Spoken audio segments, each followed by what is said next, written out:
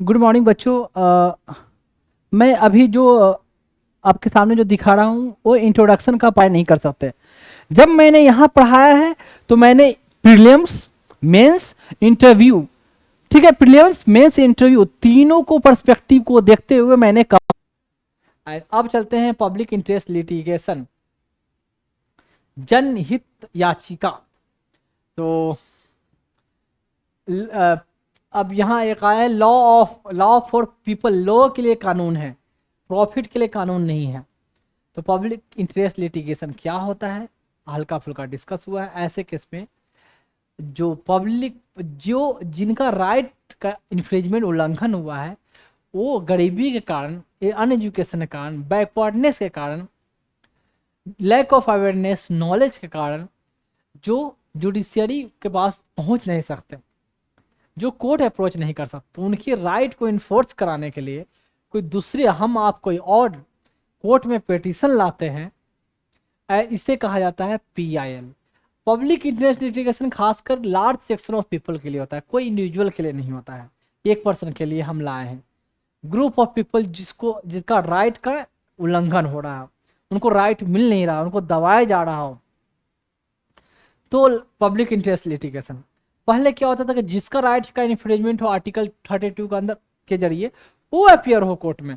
अब हुआ कि भाई ऐसे लोग तो कोर्ट न जाने, गांव में दूर दराज रहते हैं, न पढ़े लिखे, न कोई वकील से कॉन्टेक्ट, ना पैसा है, ठीक है, और किसी का डर है, इतना खौफ है, तो ये लोग बेचारे कहाँ से अपियर हो सकते हैं। और ये कहाँ से इतने दूर शहर में, जहाँ जहाँ हाई कोर्ट या सुप्रीम कोर्ट या सिविल कोर्ट, जहाँ गांव में तो है नहीं, तो यहाँ पहुँच भी नहीं सकते। तो ऐसे केस में तो कोई और पर्सन अप्रोच करे इनके लिए। That's called public interest litigation. Public मतलब जन, इंटरेस्ट मतलब हित, एंड लिटिगेशन मतलब याचिका, जनहित याचिका। चला जाए, मैक्सिमम चीज जानते हो आप लोग, कुछ नहीं थ्योरी। ये कहाँ से आ रहा है, ऐसे कहाँ से आ गया यार, बीच में मैंने इसको कहाँ कैसे रखा, ये स्लाइड के फॉर्म में कहाँ आ रहा, तिरछा उल्टा तिरछा, ऐसे कैसे आ गया पता नहीं। आगे आए पीछे आए डजन मैटर, आप अपना हेडलाइन लिखोगे और कुछ नहीं। देखो क्या है, सब जाने में बता, इज ए केस और a petition file by private citizen. Private citizen मतलब पब्लिक स्पिरिटेड पर्सन, लोगों की भलाई के बारे में जो सोच रहा है। और सोशल, कोई आदमी नहीं, कोई organisation, social organisation, NGO, national government organisation इसको बोलते हैं, बहुत सारे हैं। तो वो लोग पेटिशन लाती है। Social organisation interested in public welfare, लोगों की भलाई के लिए, एंड बेटरमेंट ऑफ सोसाइटी, समाज की अच्छाई के लिए, उत्थान के लिए, before a court to protect, रक्षा करने के लिए, सेफ गार्ड बचाने के लिए, और enforce public interest, not individual interest, कोई इंडिविजुअल के इंटरेस्ट के लिए नहीं, पब्लिक के, लोगों के लिए, ठीक है। Enforcement of right of any person, किसी पर्सन के राइट के अधिकार के लिए, and group of person, and redressal of common grievance, जो शिकायत है उनकी, जो उसके उसके समाधान के लिए, is a vital tool to enforce the human right of those people who don't have access to them.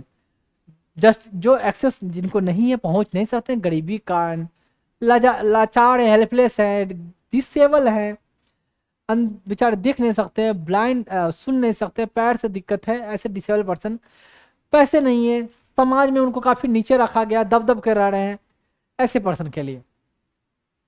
Education नहीं है, कोर्ट में इवन इंटरटेन ए लेटर, यहां तक court entertain a letter address to the court by complaint, या कोई letter भी भेज दिया गया है कोर्ट के पास कि यहाँ इतने सारे लोगों के पास लोगों का अत्याचार हो रहा है, जबरदस्ती है, जो मजदूरी करवाया जा रहा है, पैसे नहीं दिया जा रहा, बंधुआ मजदूरी बनाकर रखे हुए हैं, खानदान एक्सप्लॉयटेशन इनका किया जा रहा है, जैसे तैसे जिंदगी जी रहे हैं लोग, बीमारी से मर जाते हैं, इनके पास कोई ट्रीटमेंट फैसिलिटी नहीं है। कोई लेटर लिखा, कोर्ट को इन्फॉर्म किया, तो कोर्ट उस मैटर को लेगी और अपने आप उस मैटर को कोई वकील रखकर उनके तरफ से, और सरकार को नोटिस भेजेगी, सरकार फिर अपना वकील लेके आएगी। सर और गवर्नमेंट कोर्ट अगर कोई वकील अपने मन से किसी केस के लिए रखती है उसको बोलते हैं एमिकस क्यूरी। एमिकस क्यूरी किसी वकील को, किसी लॉयर या काउंसिल जिसको बोलते हैं, कोर्ट किस खुद अपॉइंट करती है किसी पार्टी के लिए, तो उसे कहा जाता है एमिकस क्यूरी। उस एमिकस क्यूरी मतलब पर्सन या लॉयर को, एडवोकेट को एमिकस क्यूरी कहा गया। तो लेटर लिख के भेज दिया गया या मेल कर दिया गया, टेलीग्राम में कर दिया, फोटो वोटो के साथ, ऐसे हालत है, ऐसे ऐसे कंडीशन में रह रहे हैं, इतने इतने लोग मर रहे हैं, इतना बुरा हाल है, तो कोर्ट उस मैटर को सुनेगी। कोई जरूरी नहीं है कोर्ट में पिटीशन लाया जाए, रजिस्ट्रार के पास जाए, अब मैटर वो देखे तभी ले। जो वहाँ का जो नॉर्मल प्रोसीजर है वो कोई जरूरी नहीं है कोई प्रोसीजर, यानी कोर्ट लोगों के राइट के लिए, लोगों के भलाई के लिए दूसरी रास्ता अडॉप्ट कर सकती, दूसरी रास्ता भी अपना सकती है। Concept of PIL has diluted the principle, वही लोकस स्टैंडाई, मतलब उस पार्टी पर्सन को ही आना होगा, आपको जरूरी नहीं है, उसके बदले कोई और भी आपके ऐड हो सकती है। फाइल इन सुप्रीम कोर्ट में आर्टिकल है, हाई कोर्ट में आर्टिकल है, और कोर्ट ऑफ मजिस्ट्रेट का जो कोर्ट है उसके लिए section 133 CRPC criminal procedure code में मेंशन है, मतलब कोड ऑफ क्रिमिनल प्रोसीजर का एक सेक्शन है उसमें मेंशन है, उसके जरिए भी डायरेक्ट कोई थर्ड पर्सन जा सकता है। किस किस कानून के हिसाब से, किसके अगेंस्ट में, सेंट्रल गवर्नमेंट के या स्टेट गवर्नमेंट या किसी public authority, public body, local body, किसी ऑथराइज जो ऑर्गेनाइजेशन है उसके अगेंस्ट में, एंड नॉट अगेंस्ट इंडिविजुअल, किसी एक इंडिविजुअल के अगेंस्ट में नहीं। A citizen organisation can file PIL petition before the Supreme Court under a and High Court under a. Person or organization filing the PIL petition must prove the court that PIL is being filed for an issue concerning, मतलब ये proof करना होगा कि हाँ इतने लोग affected हैं, इनके लोग के लिए किया जा रहा है, किसी पर्सन के लिए नहीं। मैं बता दूं, कोई इंडिविजुअल भी अगर कोई पिटीशन अपने लिए ले गया है, लेकिन उससे, उस जजमेंट से या सिर्फ वही नहीं, बहुत सारे सेक्शन ऑफ पीपल भी अफेक्टेड है, तो भी वो अपने वो PIL ले जा सकता है, भले मैटर उसका हो। लेकिन हमारे केस की तरफ बहुत लोगों का भी ये ऐसा बुरा हाल है, तो एज ए PIL के तौर पर ये खुद पिटिशनर भी हम हैं और साथ में उनके लिए भी हम अप्रोच हुए हैं, तो ऐसे केस में कोर्ट सुनेंगी। ऐसा नहीं कहेगी ये तुम्हारा बेनिफिट हो रहा है इसलिए तुम, हमारा बेनिफिट तो है ही, लेकिन हमारे जैसा बुरा हाल, जो हम बुरा हाल में हम आपके लिए आए बेनिफिट के लिए, कई लोग भी हैं, इसलिए हम इंडिविजुअल पिटीशन नहीं लाकर हम PIL ला रहे हैं। PIL में वन ऑफ द हम अफेक्टेड पर्सन हम भी हैं, तो ऐसे मैटर को भी PIL लाया जा सकता है और जजमेंट आएगा, मैं दिखाऊंगा। And court can also take action based on the newspaper report if it satisfy with the case. अभी देखते हो बहुत सारा न्यूज में मैटर आता है, इसका खासकर द इंडियन एक्सप्रेस में, तो उसको न्यूज पेपर कोर्ट भी पढ़ते, मतलब जजेज भी पढ़ते हैं, तो उस मैटर के लेकर कोर्ट अपने आप में अपने मन से सीओ मोटो बोलते हैं, कोर्ट एक्शन लेती है, ऑर्डर पास करती है। जैसे कोरोना के टाइम में दिख रहा था क्या कि पेपर में फोटो छापा कि लाशें जो पुल से फेंकी जा रही नदी में, आधा जला हुआ लाश, चाहे लाशें कई सारे फेंकी जा रही, क्योंकि वहां जलाने के लिए वहां लकड़ियां नहीं है, जगह नहीं है। तो कोर्ट ने एक्शन लिया इसमें कि भाई ऐसे आदमी का भी लास्ट के टाइम में भी उनका राइट है कि उनका सही से क्रीमेशन हो, तो आप लावारिस लाश समझ के, या जो कोरोना से मर गए, सरकार उन लाशों को ऐसे फेंक दे रही है, उनको फैमिली का हैंड ओवर कीजिए, उनका क्रीमेशन करवाए, उनका भी राइट है। और आप कहते हो कि इतने लोग मरे और 10 ही लोग मरे हैं और 100 लोग के तो लाश फेंकते हुए दिखा जा रहा, नदी में तैरते हुए दिख रहा है, छहलाना बोलते हैं, ऐसे दिख रहा है, और आप ऐसे क्लेम करते तो उस पर सरकार एक्शन, कोर्ट ऑर्डर पास करती थी। एक तो ये, फिर एक ऐसे कुछ मैटर आया था, मतलब ये तो PIL से नहीं है, कि न्यूज में दिखाया गया, क्या न्यूज में नहीं पेपर में आया कि दिल्ली के जो चीफ सेक्रेटरी है ना, वो यहाँ का एक स्टेडियम में सुबह में कुत्ता घुमाते हैं, तो जो रनिंग करने वाले एथलीट है उनको सुबह में अलाउ नहीं है कि इतने बजे आप रनिंग नहीं कर सकते, सुबह या शाम का था। क्यों? उस समय जो चीफ सेक्रेटरी और अदर सेक्रेटरी सब अपने कुत्ता के साथ घूमते हैं, कुत्ता घुमाते हैं, चाहे बीवी के साथ घूमते हैं। अलाउ है कि जब ये घूमेंगे तो उस समय कोई अंदर कैंपस ये स्टेडियम में दौड़ते हुए नहीं दिखना चाहिए। तो भाई इन लोगों ने भाई तो इस पर ये लोग तो कोई अप्रोच नहीं किया। जब पेपर में छपा तो कोर्ट ने एक्शन लिया और इनको जवाब देना पड़ गया, और सेक्रेटरी को वहां से तुरंत हटाकर दूसरे अंडमान निकोबार में भेज दिया गया, जाओ समुद्र के बीच में रहो, वहां आकर दिखाते रहो। यहाँ ज्यादा पावर का रौब दिखा रहे हो ना आपने। तो इसलिए मैं बताता हूँ, ज्यादा जब जाना सिस्टम में तो ज्यादा अपने आप को मत समझना कि बहुत ज्यादा वो बहुत बड़े जगह पे पहुंचे, कुछ नहीं हो, नथिंग।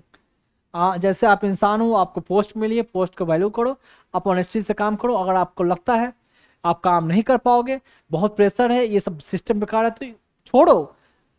नहीं तो करना है तो फिर फैमिली प्रेशर भी बहुत सारी होती है भाई, जॉब छोड़ नहीं सकते, चलो करो, लेकिन बी ऑनेस्ट। डिक्टेटर, तानाशाह, घमंड, ईगो नेवर कहीं मत रखो। मैं जॉब छोड़ने का रिकमेंड नहीं करूँगा, क्योंकि भाई बहुत मुश्किल स्टेप होता है। और क्या मैं बोलूँ, हर कोई का है, माँ है, बाप है, बच्चे हैं, भाई हैं, बहन है, बीवी है, तो बहुत सारा चीज़ लोगों को देखना होता है, तो दैट्स अ डिफिकल्ट स्टेप। अब मेरे बारे में मत कुछ बोलना कोई, चलो। तो PIL guarantee judicial review of the administrative action through increase public participation. भाई कोई जरूरी नहीं कि PIL सिर्फ PIL मतलब पब्लिक इंटरेस्ट लिटिगेशन लाएगा, सिर्फ लेजिस्लेटिव जो कानून बना है उसके अगेंस्ट में, जो सिस्टम चल रहा है, जो एडमिनिस्ट्रेशन एक्शन ले रही है, एडमिनिस्ट्रेटिव एक्शन, उसके अगेंस्ट में PIL लाया जाता है कि सही तरीके से एडमिनिस्ट्रेशन नहीं चल रहा है। Parliament of India, each state legislature, local, ये सब इसके जुरिडिक्शन में आते हैं। तो डेफिनेशन के गवर्नमेंट के डेफिनेशन में आते हैं ये सब, तो इनके अगेंस्ट में PIL लाया जा सकता है। इज नॉट डिफाइन, PIL के रिगार्डिंग कहीं कॉन्स्टिट्यूशन में कहीं कोई डेफिनेशन नहीं है, कोई लॉ में डेफिनेशन नहीं है। Has been interpreted by judiciary to be consider the intent, मतलब कुछ नहीं यार। ऑब्जेक्टिव क्या है, देखो यार, जब मैं जुडिशियल रिव्यू में लंबा चौड़ा बहुत सारा थ्योरी पढ़ाया था ना, तो ऐसे यार, हाँ यहाँ टाइट हो गया कभी कोई ज़्यादा, लोकेशन चेंज करना पड़ता है इसका, और ये चश्मा से जब टकराएगा, चश्मा के बाद दबेगा। कुछ नहीं यार, ऑब्जेक्टिव क्या है, क्या ऑब्जेक्टिव रहेगा, जस्टिस, ये marginalise section, under privilege section, vindication, ये बहुत जगह वर्डिंग इस्तेमाल होगा PIL में। विंडिकेशन मतलब स्थापित करना, रूल ऑफ लॉ को स्थापित करना, जैसे रूल ऑफ लॉ है उसके साथ सब सिस्टम चले, that's called vindication of rule of law. बाकी वही establishment of constitutional and legal right, कोई क्या है fundamental right and human right के रिगार्डिंग बहुत सारे इंटरनेशनल कन्वेंशन है, उसमें मेंशन है। तो वो international convention of human right, उसमें जो ह्यूमन के लिए बेसिक राइट होना चाहिए, रोटी, कपड़ा, मकान, health, hygiene, employment, basic veg, minimum wage, living veg, ये सब बहुत सारा आएगा ह्यूमन राइट में, बॉन्डेड लेबर के अगेंस्ट में, तो वो सब चीज़ को फॉलो किया जाना चाहिए। हिस्टोरिकल बैकग्राउंड, USA में सबसे पहले ऑरिजिन हुआ यहाँ से वहाँ से, 1960 में कौन सा केस है ये सब मैंने मेंशन नहीं किया है। इंडिया में मैंने पहले बताया था PIL 1970 के लास्ट में, 68, 69, 70 के आसपास में, और 71 से 80 के बीच में तो पूरा जोर धमाके से चला, अर्ली 1980 में उसी समय, एंड 1970 लास्ट 1970 मतलब 68, 69 के time period. And justice Bhagwati का टाइम देखो, जज सुप्रीम कोर्ट का 1973 से रहे 85 तक, सबसे लंबे सर्विंग जज ऑफ द सुप्रीम कोर्ट रहे हैं 73 से 85। और CJI तो बहुत बाद में बने, क्योंकि चंद्रचूड़ साहब लंबे समय तक पोस्ट पे रहे, अभी का चंद्रचूड़ साहब के फादर, उनके कारण से उनका बहुत कम समय के लिए CJI रहे। एंड VR कृष्णा अय्यर, ये और भगवती साहब ने तो पूरा PIL जबरदस्त रिव्यू एक्टिविज्म पूरा। और इनका कृष्णा अय्यर का पीरियड 73 से 80, एंड 73 में दोनों जजेस का लगभग अपॉइंटमेंट हुआ, और 73 के पहले से PIL शुरू हो चुका था, बट इनके समय में पूरा एकदम जबरदस्त तरीके से बहुत सारा मैटर को PIL के तौर पर लेना शुरू की। देखो, Mohammad Hidayatullah was the CJI from, Hidayatullah साहब इंडिया के एक्टिंग प्रेसिडेंट रह चुके हैं, ये CJI तो थे ही, एंड वाइस प्रेसिडेंट भी रह चुके हैं। जब ये टेन्योर खत्म हुआ तो उसके बाद इंडिया के वाइस प्रेसिडेंट भी रहे हिदायतुल्ला साहब। और ये कब CJI रहे, 68 से 72, यानी इन्हीं के पीरियड के टाइम में क्या हुआ, PIL इनिशिएट हुआ, जब ये CGI रहे। इनके बाद कौन CGI रहे बताओ, इनके बाद कौन रहे? 70 से 7 कौन रहे? एक शाह साहब थे, यहाँ बीच में आएंगे। फिर आएंगे सिकरी साहब, फिर एन रे बेग, फिर चंद्रचूड़, फिर जस्टिस चंद्रचूड़, फिर भागवती। तो इनके बाद ही लगता सिकरी साहब आ गए थे। अब देखें, ये है जस्टिस भागवती।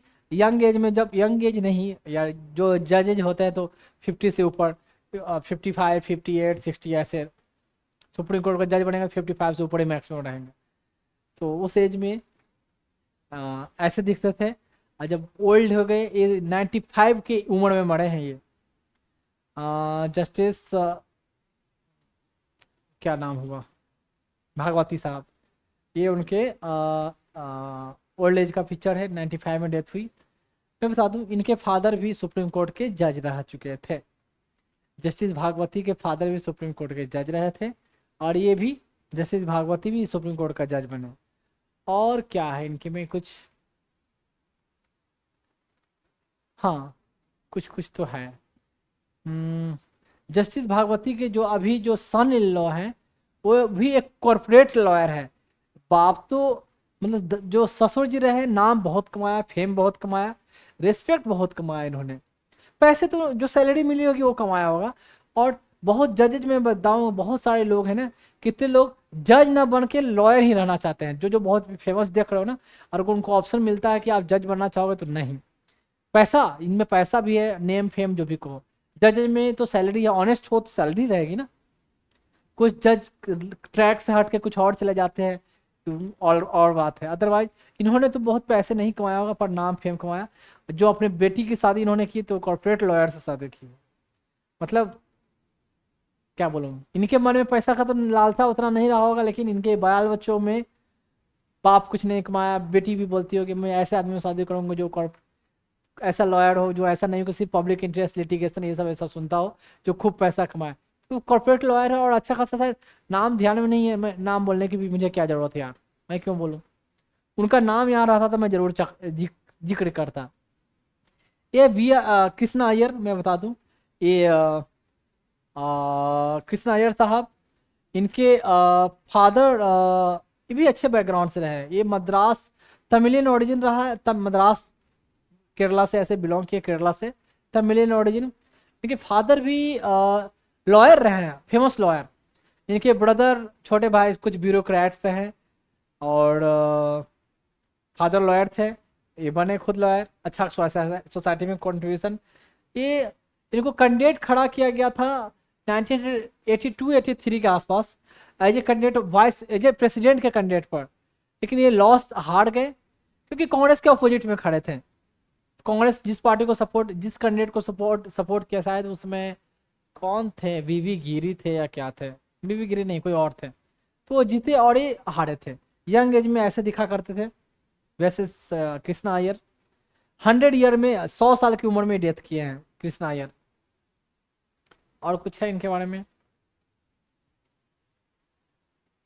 और गुजरात राइट हुई, उसके भी शायद ये मेंबर रहे, उसमें कमेटी बनी, उसमें ये मेंबर रहे। और चलो, ये कौन है? मोहम्मद हिदायतुल्लाह। देखिए, इनका फोटो अच्छा क्लियर क्लियर मुझे मिला इंटरनेट पर, क्योंकि ये रह चुके थे वाइस प्रेसिडेंट। जनरली उस टाइम के जो जो CGI या जज रहे ना, यहाँ तक सिकरी साहब का भी अच्छा कोई इमेज फोटो तो नहीं मिलता है, नेट पर चेक करोगे। लेकिन ये वाइस प्रेसिडेंट रहे, तो बहुत सारा इनका फोटो एकदम मैंने देखा था यार, ये बहुत न्यू न्यू टाइप का फोटो दिख रहा है। तो फोटो से दिख जाता ना, ब्लैक एंड व्हाइट टाइप का फोटो, पुराने जमाना का फोटो और नया जमाना का फोटो दिख जाता, अंतर पड़ जाता है। तो इनका फोटो बहुत अच्छा अच्छा दिखा। और ये कब रहे वाइस प्रेसिडेंट, ये टाइम पीरियड है। काफी पढ़े लिखे आदमी, अलीगढ़ से बिलोंग किया, सोचे मुस्लिम पर्सन रहे, मुस्लिम जज, शायद गिने चुने ही मुस्लिम जजेज रहे और चीफ जस्टिस। एंड बस अब है question consider the following statement, justice V R Krishna Iyer was the chief justice of India. Krishna Iyer साहब चीफ जस्टिस नहीं बन पाए, कभी नहीं बने नहीं बन पाए सीनियरिटी के, या इनसे ज़्यादा सीनियर ये रहे भागवती साहब, तो उनका नंबर आया। And justice V R Krishna Iyer is considered as a one of the progenitor of public interest litigation. Progenitor one of the, मतलब यही प्रोजेनिटर रहे, ये वर्ड नहीं है, वन ऑफ द प्रोजेनिटर कहा जाएगा ये, और भगवती साहब। लेकिन इससे पहले इनके पीरियड 1973 में ये सुप्रीम कोर्ट के जज रहे हैं, लेकिन भले जज सुप्रीम कोर्ट के रहे हैं, लेकिन इससे पहले तो कहीं ना कहीं हाई कोर्ट के तो जज रहे होंगे ना भाई। तो हाई कोर्ट से ही लोगों ने PIL लेना शुरू कर दिया था, समझे। तो ऑप्शन क्या होगा, ये देख लेना है इसमें क्या है। एंड क्वेश्चन देखो, Who was the Chief Justice of India when public interest litigation was introduced in Indian judicial system? Indian judicial system में जब इंट्रोड्यूस हुआ तो 69-70 के आसपास में इंट्रोड्यूस हुआ। 73 में तो भले जज बने सुप्रीम कोर्ट के, सुप्रीम कोर्ट में PIL आ गया। PIL तो हाई कोर्ट में भी जाता होगा ना भाई, तो हाई कोर्ट में जब ये जज रहे होंगे दोनों, कौन, भगवती साहब और वो, तो वो लोग वहां से PIL ले रहे होंगे। सुप्रीम कोर्ट में भी कोई कोई ले रहे होंगे जज, उनका नाम नहीं आता है क्लियर, लेकिन हाई कोर्ट से ही लोगों ने अपना करना शुरू तो कर दिया होगा। तो यहाँ ये हाई कोर्ट के चीफ जस्टिस का नहीं पूछा जा रहा है, मतलब उस पीरियड में जब थे चीफ जस्टिस कौन थे, भले आपको आंसर नहीं पता है। मैं सुनो, भागवती साहब चीफ जस्टिस 1985-86 में बने, बहुत लेट बने। हिदायतुल्ला साहब इतना याद है कि 70 के पीरियड में थे, इतना याद है ना हिदायतुल्ला। और अहमदी और एएस आनंद जो रहे ना, ये उस समय के चीफ जस्टिस रहे नहीं। ये जो है 2006 में क्वेश्चन पूछा हुआ है ना, ये 2004-5 के 432 के आसपास में ये सुप्रीम कोर्ट के जज रहे हैं लोग, जज है चीफ जस्टिस अहमदी साहब एंड आनंद साहब।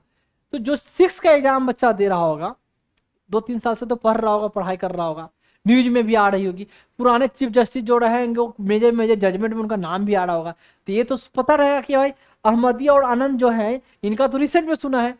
अब PIL तो बहुत पहले से चल रहा था, ये दोनों तो हो नहीं सकते हैं। अब बचे भागवती साहब और हिदायतुल्ला। तो अब जब ये शुरू हुआ था PIL, उस समय तो ये भागवती साहब तो चीफ जस्टिस बने नहीं थे, इतना तो पता है। तो बच्चे कब, और कोई डाउट भी है तो हिदायतुल्ला ही तो पुराने रहे, तो आंसर कौन सा जाएगा, हिदायतुल्ला। अर्ली 1970 और लेट 1970s और अर्ली 1980s ना भी पता है तो भी।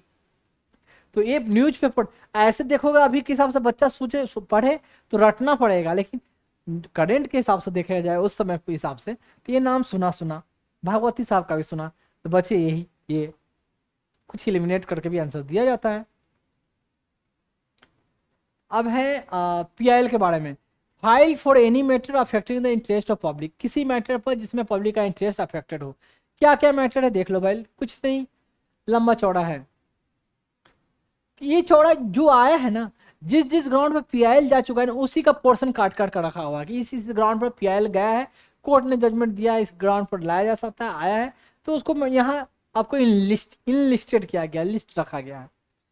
तो ये आंसर राइटिंग लिखने के पर्पज से रोड सेफ्टी के रिगार्डिंग PIL जाएगा कि रोड यहाँ पूरे टूटे हुए हैं, रोड टूटने के कारण इतने एक्सीडेंट होते हैं, रोड टूटने के कारण इतने देर में जाते हैं, लोग मर जा रहे हैं क्योंकि हॉस्पिटल टाइम पर नहीं पहुंच रहे हैं, इन्वायरमेंट में पोल्यूशन है, ये है, लोग चोकिंग सफोकेशन हो रहा है, अस्थमा COPD सबके पेशेंट बढ़ रहे हैं, हार्ट डिजीज हो रही है, डिस्टर्बेंस ऑफ इकोलॉजिकल बैलेंस, पेड़ पौधा काट रहे हो, वहाँ से रोड गुजार रहे हो, इकोलॉजिकल बैलेंस खत्म हो रहा है, नदी के पानी को डाइवर्ट कर रहे हो, ecological balance, forest wild life, ये सब, construction hazard,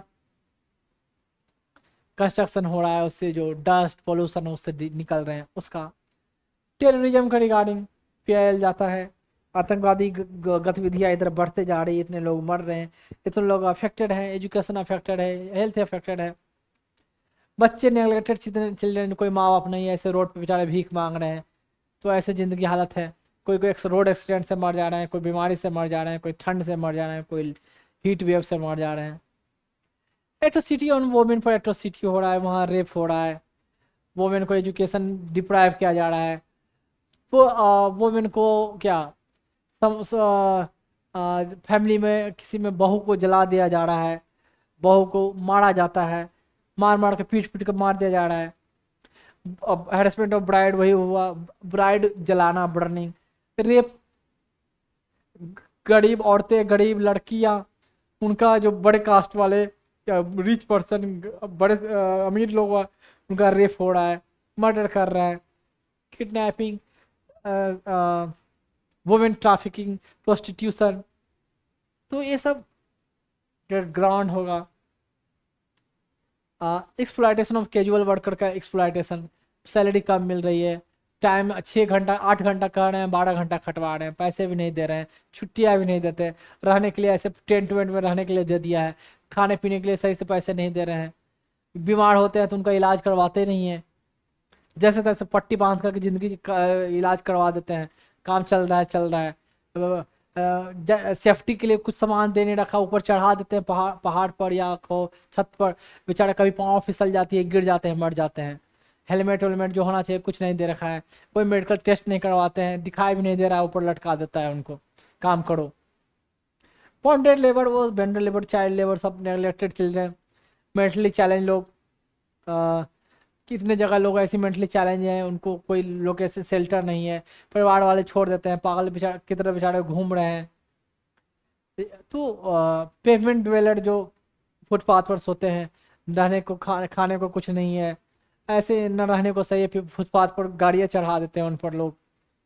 slum dweller, slum में न पानी का व्यवस्था है, न शौचालय है, न घर तो में ऐसी बुरी हालत है उनकी, न ट्रीटमेंट का कोई फैसिलिटी है, तो न रोजगार का उनके लिए कोई साधन है, सफाई सुथरा तो ऐसे ही है, बुरी हालत। तो स्लम ड्वेलर उनके लिए। पीपल डिस्प्लेस बाय डैम का कंस्ट्रक्शन का, इनका जो डैम कंस्ट्रक्शन हुआ तो उनको बोला गया कि आप उधर रहना शुरू करो, तो उनको ना वहाँ घर मिला, ना ज़मीन मिला, ना नौकरी के लिए वहाँ कुछ साधन मिला, और ऐसे भेज दिया गया, खाली करो खाली करो। प्रिजनर जेल में न खाने के लिए अच्छा मिल रहा है, न रहने के लिए, न रूम में अच्छा, न लाइट है, न पंखा सही है, न ट्रीटमेंट होता है, और सज़ा ख़त्म हो गई है फिर भी बेचारे सज़ा काट रहे हैं। उनका मैटर है जो कभी हियरिंग के लिए आता ही नहीं है, जब उनको जेल में मारा भी जाता है, पीटा भी जाता है, जेल में मर्डर भी हो रही है, कोई वहाँ से सुरक्षा ही नहीं है। एंड जेल में पुलिस स्टेशन में 3rd डिग्री टॉर्चर, किसी का आँख आँख में एसिड डाल दिया जाता है। गंगा जल में देखा है ना, गंगा जल मूवी, एसिड लेकर आंखें फोड़ दी जाती है। किसी को एक कोई अपना ही सिविल सर्वेंट आईपीएस ऑफिसर नए ज्वाइन किए हुए, 4-5 नया, मतलब 4-5-6 साल को भी नया बोलते हैं, 10 साल को भी नया ही बोला जाता है। तो नॉर्थ का बंदा वहाँ पोस्टेड था तमिलनाडु में, वो कोई तो क्रिमिनल होगा या क्या होगा, उस किसी मैटर में था, उसको टेस्टिकल टेस्टिकल को क्रश कर दिया और नाखून पूरे निकाल दिए, तो उस मैटर में सस्पेंड हुआ बंदा, सस्पेंड हुआ, फिर उसके बाद में हुआ, फिर नौकरी में वापस ले भी लिया गया। मैटर खूब आई न्यूज में, लेकिन फिर बाद में 1 साल बाद कुछ हुआ, फिर वापस ले भी लिया गया। तो क्या अप्रोच लगाया, क्या पैरवी लगाई, पता नहीं, न्यूज में आया, मैंने दोनों चीज देखा था, जो सस्पेंड हुए और वापस ले गए। तो गुस्से में या सही में वो क्रिमिनल, उसने इतना काम किया है, लेकिन लॉ तो कहता है कि सजा कोर्ट देगी, आप नहीं दे सकते। तो कभी कभी सर्विस में जाओगे तो ऐसा सिचुएशन ऐसा आएगा कि ये क्रिमिनल है, तुम्हारे साथ भी वैसा बिहेव कर रहा है, बदतमीजी कर रहा है, और तुम पर भी हाथ उठा दे रहा है, ऐसे करते हैं लोग। तो गुस्सा उस समय इतना आता है कि लगता है कि इसका गला काट दे, गला काट दे, इसको इतना मारे कि पूरा पूरा शरीर नाखून निकाल दे पूरे, ऐसा गुस्सा आता है, सर्विस में होता है ऐसा, वाकई में वैसा है, कल्प्रिट है। तो लेकिन चाह के भी you can't do that one. आप पीट सकते हो, लेकिन ऐसा एज अनऑफिशियली बता रहा हूं, जो बाहर से दिखे नहीं, कि चोट लगे उसको, लेकिन ऐसा नहीं कि कोई खून बहता हुआ दिखे, तो ही ऐसा मार सकते हो। तो ऐसे कैसे पुलिस कहाँ मारती है, रॉड लेकर कहाँ मारती है, तलवे पर मारा जाता है, पैर के तलवे पर, पैर के तलवे पर मारे, खूब मारा जाएगा, और भी बर्फ पर लेटाकर, तो चोट, तो बॉडी ठंड हो जाती है, तो चोट तो काफी लगती है, ठंड के दिन में चोट लगती है, हल्का सा कितना दर्द होता है, तो बहुत सेंसिटिव हो जाती है। तो चोट लगेगा उसको तलवे पर, इधर उधर कहीं मारे तो हड्डी टूट सकता है, तो एक्सरे में दिखेगा। तलवे पर नीचे जो ऐसा है वो फैट है, सब क्यूटेनियस टिश्यू है, फैसिया है, तो हड्डी टूटने का कंपेरेटली भी कम, ऐसा नहीं कि वहां बोन नहीं है, वहां भी बोन है, वहां भी क्या बोलते हैं, टार्सल, मेटा टार्सल, ये सब बोन होता है, वहां भी है, वहां भी बोन है, उसका बोन का कुछ ऐसा स्कैफोल्ड बोन है। नेविकुलर, कैल्केनियम, टेलस, ये सब बोन वहां भी है। देखिए ऐसे बीच वाले पोर्शन में माना जाता है जहां हड्डियां ना टूटे। ठीक है, लंगड़ा कर चलेगा बेचारा, दर्द तो खूब होगा उसकी। और क्योंकि हट इस पोर्शन में मारे, हार्ट पर चोट लग गया, खून जम गया, मर जाएगा वो, अरेस्ट हो गया। फेफड़े में चोट लगी, फेफड़े में ब्लड आएगा, एक्सरे में दिख जाएगा, मर जाएगा वो। फिर पैर और पे खूब मार सकते हैं, इतना कि मारो कि हड्डी नहीं टूटे, ऐसे करते हैं लोग। मैं मारने की बात नहीं कर रहा हूँ। कभी कभी तो ऐसा होता है कि इनोसेंट लोग को जबरदस्ती उगलवाने के लिए एक्सेप्ट करो कि तुमने ही क्राइम किया है, उसको नाखून को हट तोड़ देते हैं, पूरा इतना मारते हैं, बेचारा एकदम अर्ध मरा। उस समय तो कुछ नहीं होता है, जेल से भले रिलीज हो गया, उसके 6 महीने बाद बेचारा मर जाता है, किसी को पता भी नहीं चलता कि उस मारने की वजह से वो मरा है। क्या फिर मर गया, मर गया, कौन क्या कर लेगा। तो देखो, क्रिमिनल पर आप 3rd डिग्री इस्तेमाल करते हो, अंडरस्टूड, कुछ लायक डिजर्व करता है, लेकिन लिमिट भर में, कि वो मरे नहीं। लेकिन इनोसेंट पर यार, इनोसेंट पर सिर्फ अपना के एक्सेप्ट करेंगे, एक्सेप्ट करो कि तूने किया है, उतना मारा जाएगा तो कौन नहीं एक्सेप्ट करेगा। नहीं तो सोचेगा कि नहीं तो मारते मारते मुझे मार देगा। कभी कभी मर भी तो जाते हैं ना मारते मारते। इसको भी पुलिस को जो मार रहा है उसको लगता नहीं कि मर जाएगा। तो मारने वाले कौन कौन आते हैं यार, ज्यादा हवलदार को, कांस्टेबल को बोल जाता है स्टार्ट, शुरू करो। कभी कभी जो है ऑफिसर, जो एसपी जो बना हुआ है, जब गुस्सा आया तो खुद उठा लिया मारा। लेकिन ज्यादातर नीचे वाले को बोल देते हैं, उनको क्या पता यार, वो पूरा साइंस और उनको उतना समझ में क्या, मार दिया मार दिया। कभी कभी मर भी जाते हैं, मर जाते हैं तो क्या। अब सब लोग अपना, मारा तो है कांस्टेबल, लेकिन फंसोगे तुम जिसने अरेस्ट किया ऊपर तक, कि तुम्हारे जुरिडिक्शन में काम हुआ, ये बात जान लो। ये सब मैं पहले बताते रहा हूँ सर्विस में जाने से पहले। ज्यादा अकड़ रखने की कोशिश मत करना बेटा। तो चला जाए slum dweller, people displace and prisoner, कहाँ, jail well way and securely, non payment of minimum wages to worker. कुछ नहीं यार, फूड एडल्ट्रेशन, फूड में इतना मिलावट है, इसके रिगार्डिंग। राइट विक्टिम, राइट से अफेक्टेड है, राइट माँ बाप लॉस कर गए, माँ बाप नहीं रहे, फैमिली नहीं रही, बहुत सारे बच्चे अनाथ हो गए, रोड पर ऐसे रह रहे हैं, जिंदगी काट रहे थे, उनके लिए। चाहे घर उनकी जला दी गई, उन लोगों के लिए। Maintenance of heritage and culture, जो हमारे मोनूमेंट हैं उनके लिए, जो पुराने बिल्डिंग है, पुराने जमाने से हमारे आइडेंटिटी है, उनको लॉस हो रहा है, उन पर सरकार नहीं ध्यान दे रही है, तो उसके लिए PIL. Education, right to education, उसके लिए भाई स्कूल में कोई, गांव में स्कूल नहीं है, दूर दूर कॉलेज नहीं देखता है। Sexually harassment at work place, कुछ नहीं। Petition against the police for refusing to register, police कभी कभी होता है, मंत्री जी के घर में उनके बच्चे ने कोई क्राइम किया, कोई ऑफिसर, बड़े ऑफिसर के बच्चे ने क्राइम किया, तो पहले से इंस्ट्रक्शन होता है केस नहीं लेना है, एफआईआर लेना ही नहीं है, एफआईआर ले नहीं रहे हैं। यहाँ मिश्रा साहब ने लोगों को रौन दिया, क्या अपने कार से, अब लोग उन पर एफआईआर के लिए लोग जा रहे हैं, एफआईआर लिया नहीं जा रहा है, एफआईआर को रिपोर्ट ही नहीं कर रहे हैं। यहाँ कौन कुलभूषण या क्या, रेसलर फेडरेशन के जो प्रेसिडेंट या चेयरमैन जो भी पर्सन थे, कोई एमपी, तो उसके अगेंस्ट में जो फीमेल हमारी जो एथलीट्स है कंप्लेन कर रही है, तो कोई केस ही नहीं ले रहे, एफआईआर ही नहीं लॉन्च हो रही है, एफआईआर नहीं ले रहे हैं, एफआईआर लॉन्च नहीं कर रहा, एफआईआर ही नहीं ले रही है। तो ये हुआ harassment or torture of villager by the co-villager and police from person belonging to SC, ST and economically backward classes. Family pension, ये तो हुआ किस किस। अब है पब्लिक इंटरेस्ट एग्जाम्पल में, देखो अब आ रहा है कुछ केसेस। मुंबई, ये है कामगढ़ सभा वर्सेस अब्दुल भाई फैजुल्ला भाई, अब्दुल भाई फैजुल्ला भाई, मुमगढ़ कामगढ़ सभा, मुंबई कामगढ़ सभा, कामगढ़ सभा। तो अब्दुल भाई फैजुल, एक इसमें दो देखो, श्री जस्टिस थे VR. Krishna Iyer. Supreme court relax the locus स्टैंडाई for the first time, provision of the locus स्टैंडाई को खुद आदमी को। ये मैटर क्या है, ये मैटर क्या है कि ये देखो, एक मुंबई कामगार सभा, ठीक है, इसमें लगभग 5,000 लोग थे, तो वर्कर टाइप के लोग थे। उनका डिमांड था क्या, कि ये डिमांड था बोनस के रिगार्डिंग, तो बोनस प्रोवाइड किया जाए। तो बोनस के related bonus law, bonus act था, उसके अलावा कुछ कस्टम के अनुसार से, सिस्टम प्रथा के अनुसार से, कन्वेंशन के हिसाब से कस्टम बोनस मिलता था। तो उस रिगार्डिंग इनका पिटीशन था कि हमें बोनस दिया जाए। तो इनका कहना था कि कानून के नियम के हिसाब से तो बोनस नहीं बनता है, और इनका किससे है कि दिवाली में हर साल बोनस मिलता है, कोई कानून में कोई तरह, वो तो हम अपने खुद से देते हैं। तो ऐसे रिगार्डिंग पिटीशन गया, और ज़्यादा जानने की जरूरत नहीं है। पिटीशन में जज क्या बोलेंगे, लोगों के लिए सुनेंगे, कोई जरूरी नहीं है कि नियम क्या कहता है, लेकिन आपने इसने इतना कंट्रीब्यूशन दिया है आपके लिए, इतना आउटपुट दिया, इनके वजह से इतना ग्रोथ हुआ है, तो बोनस देना तो बनता है भाई, बोनस डायरेक्ट रहेगी, बोनस दीजिए। तो बस देखिए, एटलीस्ट आपको जानना है कि लोकस स्टैंडाई का जो प्रोसीजर रिलैक्स हुआ, और केस ये था, इतना ही। हर केस के डिटेल अंदर घुसने की जरूरत नहीं है, और कुछ समझ में नहीं आया तो बोनस से रिलेटेड मैटर था बस। मुंबई कामगार सभा वर्सेस अब्दुल भाई फैजुल्ला भाई, नाम से नहीं लग रहा कि अब्दुल भाई फैजुल्ला भाई कहीं ना कहीं गुजराती टाइप के लोग होंगे। तो गुजराती मराठी सब तो अपने ही यार, मतलब कहने का मतलब वहाँ भाई भाई ज़्यादा लगता है ना, नरेंद्र भाई, धीरू भाई। चलो, अब है हुसैनैरा खातून वर्सेस स्टेट ऑफ बिहार। ये देखो, हुसैनैरा खातून वर्सेस, हुसैनैरा खातून जेल, इनको जेल की सजा मिली थी।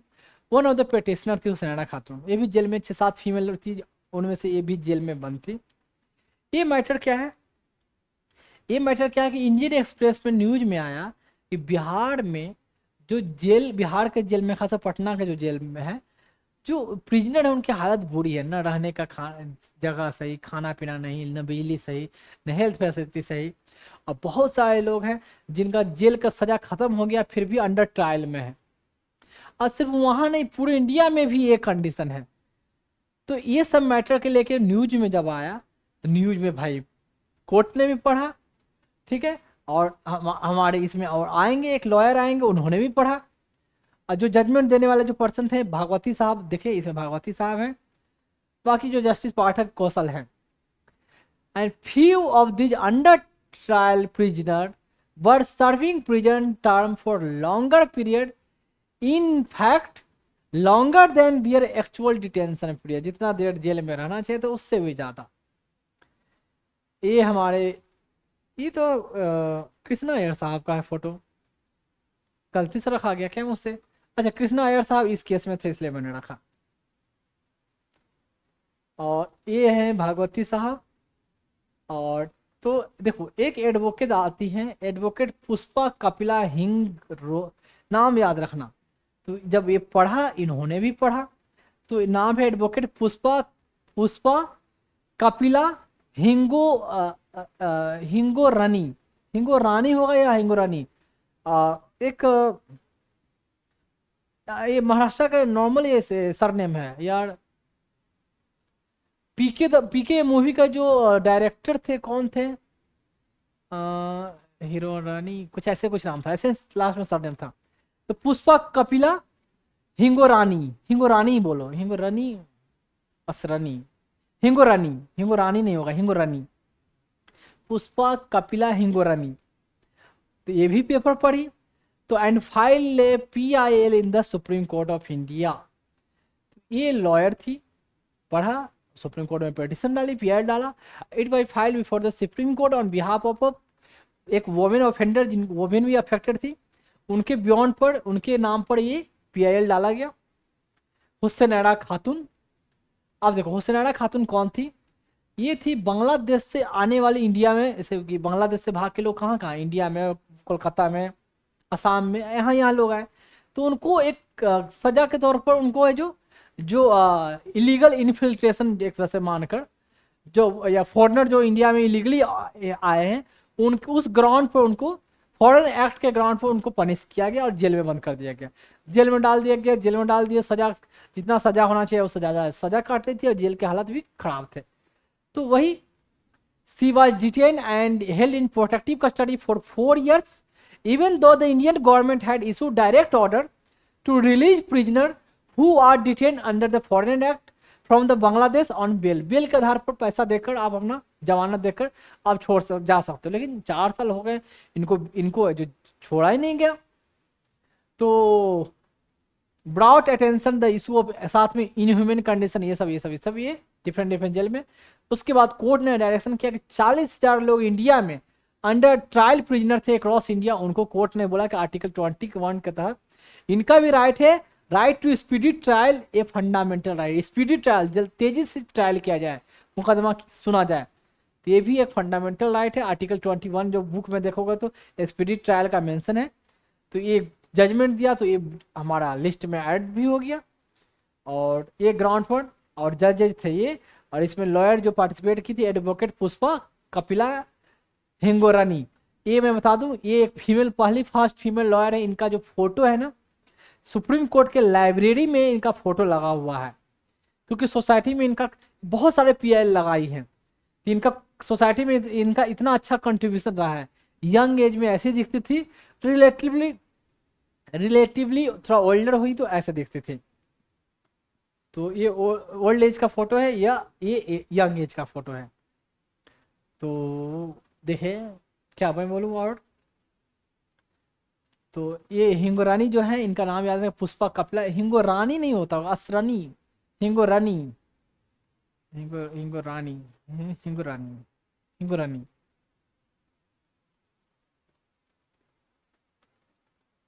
समझे पीआईएल का वो केस। अब है next case, SP Gupta versus Union of India, first जज केस। ये ऑलरेडी डिस्कस हो चुका है कैसे पीआईएल, इसमें भी वही पीआईएल की बात हुई। पीआईएल आया था, एसपी गुप्ता पेटिशनर थे, ये यूपी के थे, यूपी इलाहाबाद हाई कोर्ट के लॉयर थे। कुछ जजेज का क्या हुआ कि एडिशनल जज से परमानेंट जज नहीं बनाया गया, कुछ जजेज को ट्रांसफर किया गया। तो ये पूछना चाहते थे कि क्या ग्राउंड पर ट्रांसफर हुआ, किनको किनको किस ग्राउंड पर, जब लॉ मिनिस्ट्री और चीफ जस्टिस के बीच में क्या कम्युनिकेशन हुआ, ये जो कन्वर्सेशन को इसको रिलीज किया जाए पब्लिकली, क्या ग्राउंड पर ट्रांसफर हुआ, क्या ग्राउंड पर परमानेंट जज नहीं बनाए गए। और इसके लिए दूसरे पर्सन अप्रोच किया, पीआईएल इन्होंने डाला, वो जज नहीं डाले जिनका ट्रांसफर हुआ या जिनका परमानेंट नहीं किया गया।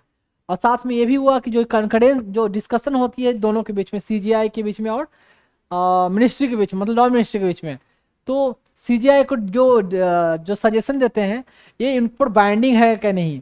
तो फिर कोर्ट ने खुद ही बोला कि ये जो सजेशन कोई बाइंडिंग नहीं, ये सजेशन का मतलब ये नहीं होता है कि कनकरेंस कोई जरूरी नहीं है कि ये क्या बोलते हैं, गवर्नमेंट है जो सीजीआई के जो सजेशन है उनको फॉलो ही करे। ये ऑलरेडी डिस्कस हो चुका है, इसको फर्स्ट जज केस बोलते हैं। तो यहाँ तक सुप्रीम कोर्ट ने कहीं ना कहीं अपना ही पावर को अपना पावर लेने की अपॉर्चुनिटी था तो अपना ही पावर गवा दिया। सेकंड जज केस कलीगियल सिस्टम, सेकंड जज, थर्ड केस जज, फोर्थ जज case national judicial appointment commission, and जिसको इसके बारे में पता है, सेकंड जज केस भी बता चुका हूँ, थर्ड जज केस भी बता चुका हूँ। इसमें जज कौन थे ये देखे नाम, और इसमें ज़्यादा डिटेल जाने की जरूरत मुझे नहीं है। ये हुए आपका जस्टिस कौन सब, इन्होंने पीआईएल लगाया था, जस्टिस नहीं सॉरी ये एडवोकेट ही हुए ना, एडवोकेट एसपी गुप्ता।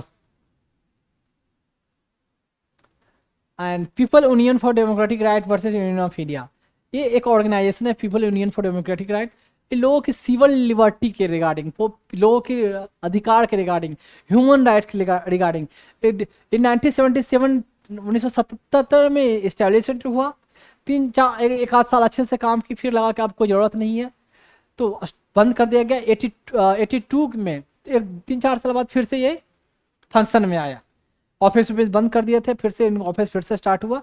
लोगों की राइट के regarding, civil right, civil liberty, human right, fundamental right के इन्फोर्समेंट, उसके रिगार्डिंग डेमोक्रेटिक राइट जो भी हुआ, मतलब इन द सेंस लोगों की भलाई के लिए ये डिफरेंट पीआईएल डिफरेंट टाइम में हमेशा सुप्रीम कोर्ट में, हाई कोर्ट में लाते रहे। देखो एक केस क्या था, कुछ नहीं, court question the employment of underage laborer and payment of wages below the minimum prescribed statutory limit, ठीक है, minimum prescribed statutory minimum wage level and allowed PIL by public spirited citizen. तो public spirited citizen के द्वारा ये main point है, इस case के द्वारा बोला गया कि एक तो सबसे पहला बताया लोकस स्टैंडाई को रिलैक्स किया, कोई भी अप्रोच करता है।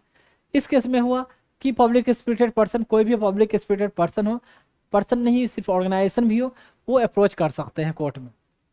और रिलेटेड मैटर था इससे रिलेटेड, नाम जानोगे और ये वाला पॉइंट बस, पीपल यूनियन। और पहला केसेस जो आपका कहाँ, बॉम्बे वाला जो केस रहा, तो जिसमें लोकस स्टैंडाई को रिलैक्स किया गया। और ये आपका दूसरा पीपल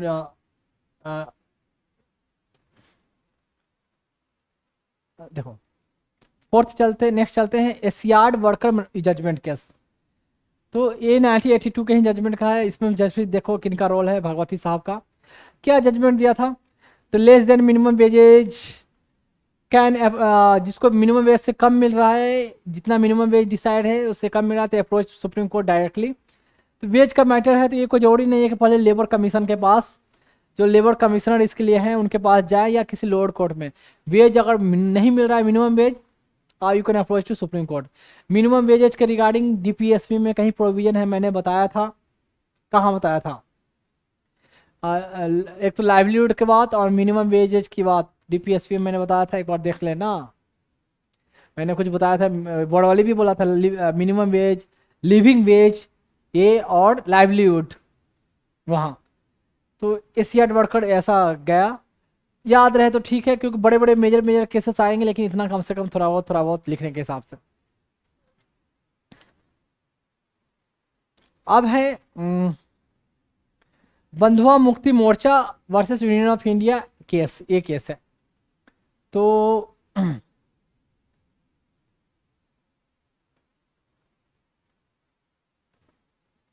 इसके बारे में मैं लगे हाँ तो देख लिया जाए यार, ये ब्लू कैसे आ रहा है। इसमें भी भागवती साहब है। बंधुआ मुक्ति मोर्चा का केस क्या है देख ले। एक बंधुआ मुक्ति मोर्चा जो क्या थी, एक नॉन गवर्नमेंट एनजीओ था, ठीक है। डेडिकेटेड किसके लिए था, बंधुआ नाम से, बंधुआ मतलब किसी को बंधन बना कर रखना, मजदूरी करवाना। मतलब बंधुआ मजदूरी किसको बोलते हैं, जिसको आप सैलरी नहीं देते हो, मिनिमम जितना डिसाइड है, समय से ज़्यादा काम करवाते हो, पूरा उसको एक्सप्लॉइट कर रहे हो, दैट्स कॉल्ड बॉन्डेड लेबर। और जबरदस्ती टर्म एंड एग्रीमेंट साइन करवा रखे हो, थप्पा मरवा रखे हो कि इतना साल तक तुम हमारे अंडर काम करोगे, सैलरी दे ना दे, चाहे सैलरी कम दे रहे हो या न भी दे रहे हो, फिर भी खटवा रहे हो, बंधुआ मजदूर। उनके लिए पीआईएल गया सुप्रीम कोर्ट में आर्टिकल 32 के जरिए। And PIL highlighted the exploitative condition faced by worker. कौन से वर्कर थे ये लोग, देखिए स्टोन क्वारी, पत्थर रगड़ने वाला, पत्थर घिसाए वाला जो फैक्ट्री वहाँ दिल्ली में थी, वहाँ काम कर रहे थे लोग। और allowed social activists to file PIL and address the bonded labor issue and led rehabilitation के लिए गाइडलाइन। कोर्ट को डायरेक्शन, गवर्नमेंट को डायरेक्शन देगी या जो फैक्ट्री वाले हैं कि इनको रिलीज करो, इनको घर बनाओ, इनको कम से कम ये सैलरी दो, जिनको घर जाना है घर जाना दे, इसको गाइडलाइन इशू करेगी। तो ये सब PIL उन सब देखे भागवती साहब के टाइम में जो जो था ये ना दिया है मैंने। फिर MC Mehta versus Union of India, एक केस तो पहले से डिस्कस हो चुका है। ओलियम गैस लीक कैसे, कौन सा रीजन, कीर्तिनगर, डेंस पॉपुलेशन था, ओलियम गैस रिलीज, ये फर्टिलाइजर का बेसिकली ये था, क्लोरीन, हाइड्रोजन और उसके अलावा CO2, हाइड्रोजन सल्फाइड, H2SO4, ये सब का रिलीज हुआ, बगल वाले इलाके में फैला, लोग अफेक्टेड हुए। 30 हजारी कोर्ट के एक लॉयर भी थे, उनका भी डेथ हो गया, वहीं आसपास में रहते थे। तो दो तीन दिन के अंदर में 2 PIL यहाँ MC मेहता साहब ने लगाया। कोर्ट ने डायरेक्शन दिया कि फैक्ट्री को रीलोकेट कहीं और भेजा जाए जहाँ पॉपुलेशन और कम हो, शहर से बाहर। साथ में जितना दिन में लेबर को नौकरी जाएगी तो उनका कंपनसेशन कंपनी दे, आसपास के लोगों को लॉस हुआ उसका कंपनसेशन भी कंपनी दे।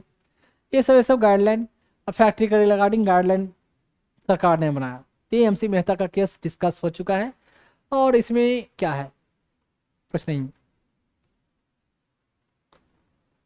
अब है permanent Katra versus Union of India case. देखिए इसमें क्या है, देखो permanent Katra versus Union of India का केस क्या है कि एक न्यूज़पेपर में परमानेंट कटरा साहब ने एक देखें, the petitioner a human right activist file a writ petition based on the newspaper report about the कि एक स्कूटर चलाने वाला आदमी, ठीक है, कार से उसको धक्का लगा, नॉक किया कार ने, धक्का लगा, रोड एक्सीडेंट हुआ और बेचारा हॉस्पिटल में ले जाया गया तो हॉस्पिटल ने लेने से मना कर दिया। प्राइवेट हॉस्पिटल नियर बाय जहाँ भी होगा तो क्या बोलेंगे, ये केस पुलिस केस बनता है, हम नहीं लेंगे। सरकारी हॉस्पिटल में जाएगी तो सरकारी हॉस्पिटल का ये छोटा हमारा हॉस्पिटल है, ये यहाँ पुलिस केस बनने का जो फाइल वाइल होता है, एमएलसी बोलते हैं, मेडिको लीगल केस, ये हमारे पास इसका रजिस्टर्ड डायरी नहीं है। वो बड़ा हॉस्पिटल है, वहाँ ले जाइए।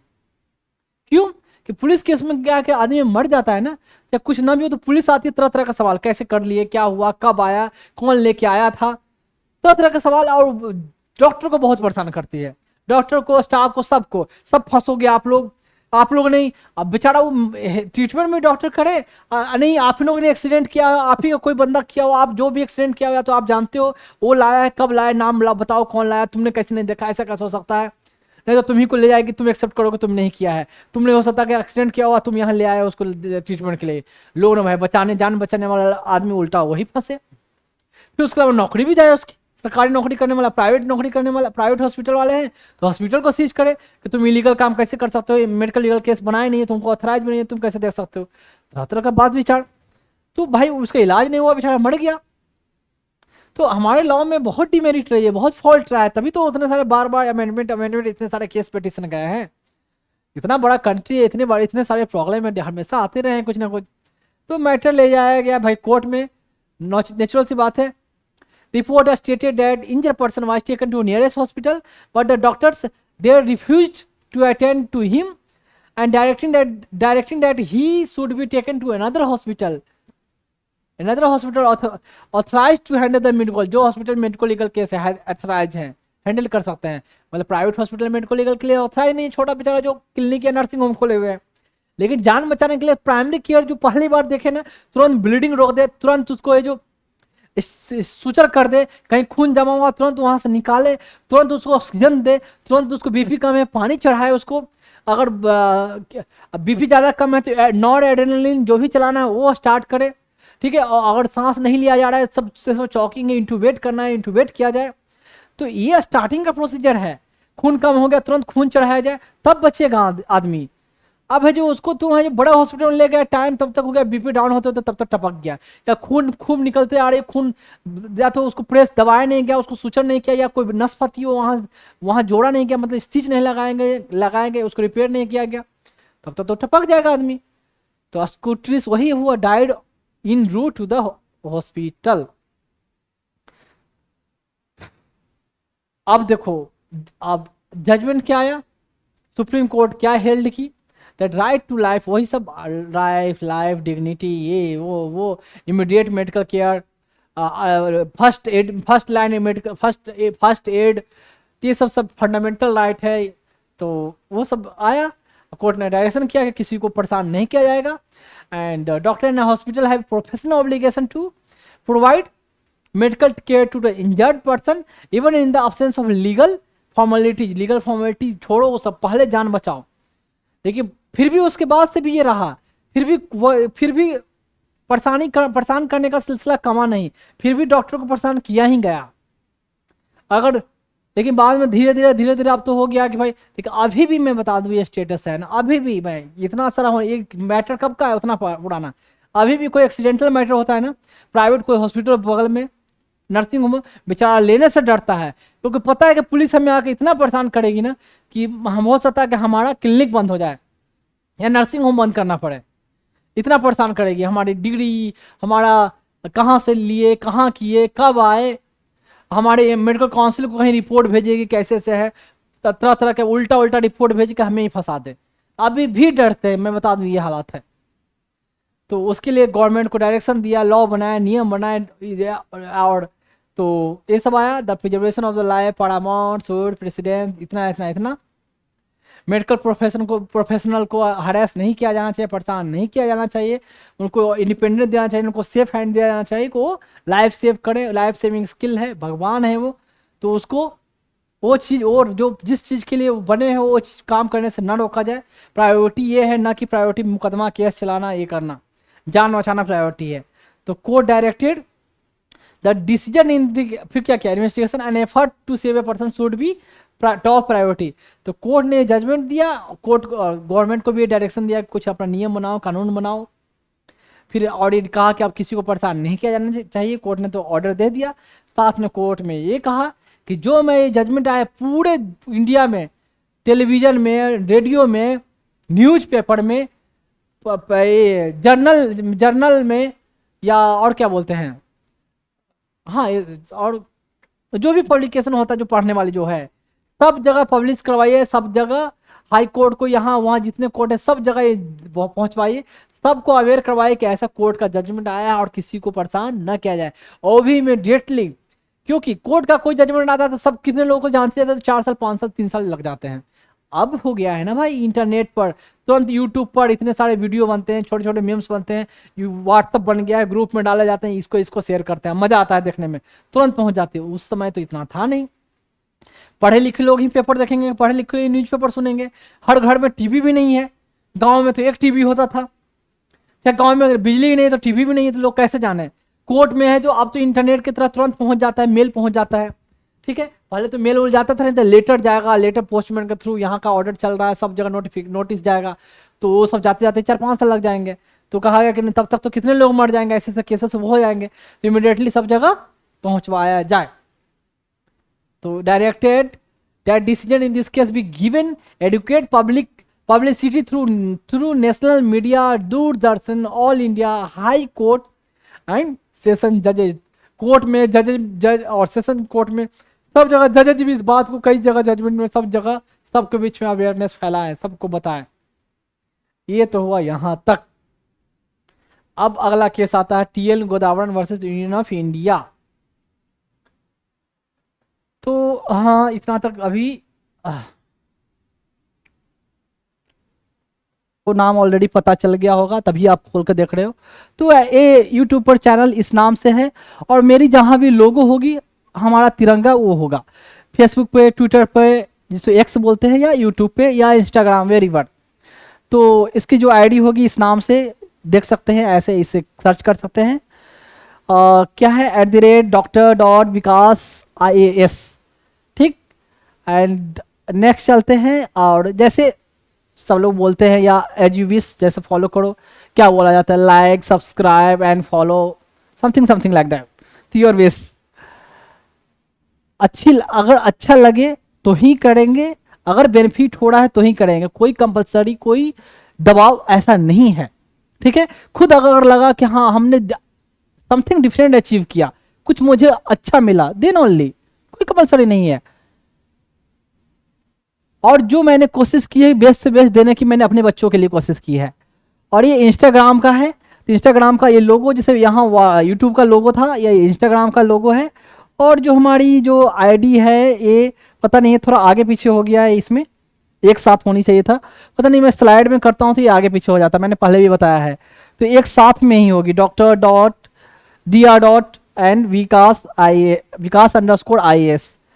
तो ये रहेगा आपका इंस्टाग्राम पर। हालांकि यूट्यूब, इंस्टाग्राम जितने भी हैं सब लिंक किया हुआ है, तो एक से जाकर दूसरी जगह आप जा सकते हो। तो थोड़ा सा इसकी एक जगह कर लेंगे, ये अपन अप डाउन हो गया है। लैपटॉप में तो नॉर्मल दिखता है स्लाइड में, पर इसमें करने के बाद यहाँ ऐसे आ जाता है डिजिटल बोर्ड पे। ये है ट्विटर, जिसको अब एक्स बोलते हैं, पहले ओल्ड ये था ट्विटर, एंड अब हो गया है एक्स। तो एक्स में जो हमारी अकाउंट है, ऐसे फॉर्मेट जो आपको दिखेगी, ऐसे इस तरीके से दिखेगा। और जो आईडी जो होता है @Dr.Vikas_IAS, तो इस नाम से आएगा ऐसे।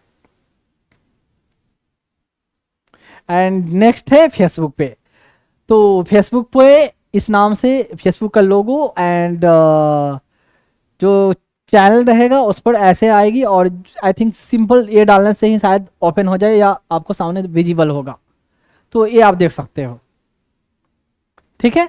में पता नहीं, ये है बार कोड।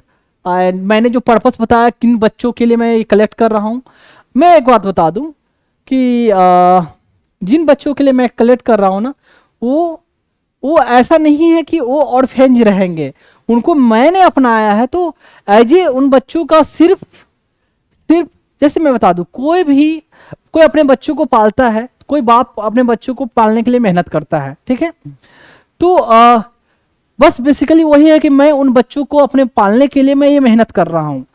तो उन बच्चों का सिर्फ मैं बाप ही नहीं हूँ, मैं उन बच्चों का माँ भी हूँ, दोनों हूँ। तो सोचिए मुझे उससे कितनी ज़्यादा मेहनत करनी पड़ेगी। ठीक है, कोई मैं एनजीओ, मैं क्लियरली कर दूं कि मैं कोई एनजीओ नहीं चला रहा हूं। कि एनजीओ अगर चलाऊंगा तो पर्पस तो वही हो गया, बात तो वही होगी कि बच्चे ऑलरेडी तो कोई अनाथालय एनजीओ कोई चला रही है, तो वहां से लाके मैंने फिर से यहाँ अनाथालय में झोंक दिया। तो ये कोई एनजीओ नहीं है, ये मेरे बच्चे होंगे। तो इसलिए उनके लिए मैं लोगों से डोनेशन नहीं मांग रहा हूँ। मैं जिनसे भी मांग रहा हूँ एज फी मांग रहा हूँ, एज गुरु दक्षिणा बोले वो मांग रहा हूँ, ना कि डोनेशन की बात मैंने की है। तो मैं अपने बच्चों के लिए एज बाप की तरह, एज बाप है नहीं, सिर्फ बाप एंड माँ दोनों की तरह मैं उनके लिए मेहनत कर रहा हूँ। ठीक है, उनके नरिशमेंट के लिए, और उनके लिए मैं फंड रेज कर रहा हूँ, पैसे कलेक्ट कर रहा हूँ। तो ये पर्पस है, ना कि है कि डोनेशन मांगना या चंदा मांगना उन बच्चों के लिए, बिल्कुल नहीं। तो ये क्यूआर कोड है गूगल पे का है, शायद आपको दिख जाए, स्कैन हो जाएगी वीडियो से। नहीं होती है तो फिर कोई बात नहीं, नीचे यूजर कुछ यूपीआई आईडी मैंने ऐसे मेंशन कर दिया है, ये योर विश। ये है यूपीआई आईडी एंड थोड़ा बड़ा अकाउंट नंबर एंड आईएफएससी